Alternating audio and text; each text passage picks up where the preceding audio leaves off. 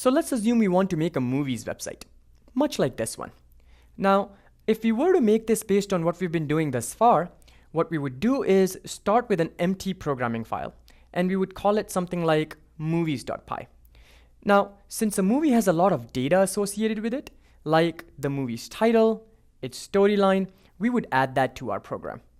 Also, we would want to do things with our movies, like show the movie's trailer, or show or print all of the movie's information. So we would add those functions to our code as well. So far, so good.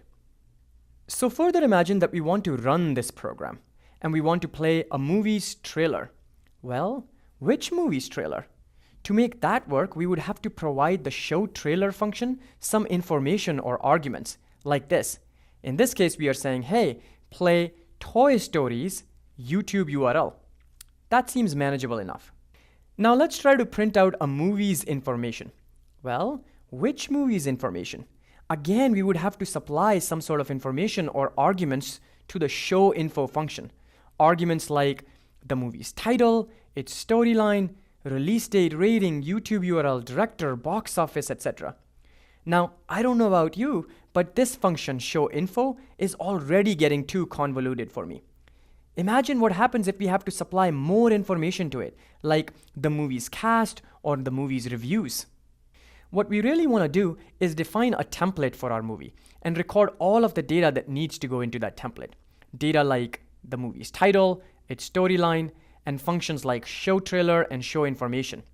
And then simply say, hey, Toy Story is a movie, and so is Avatar. And then have the ability to say, show me Toy Story's trailer, or show me Avatar's information. No arguments necessary.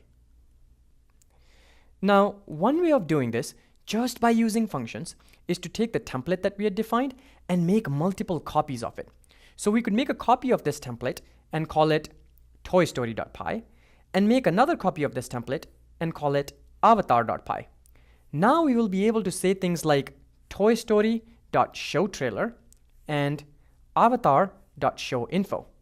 Now, this doesn't seem like a very smart solution to me. Imagine what happens if we have to add more pieces of data to our template, or if we have to rename one of our functions, say from showTrailer to playTrailer. If that happens, we will have to make those changes in each and every copy that we make.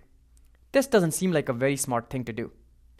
So what we really need is a way of making copies of a template without having multiple files.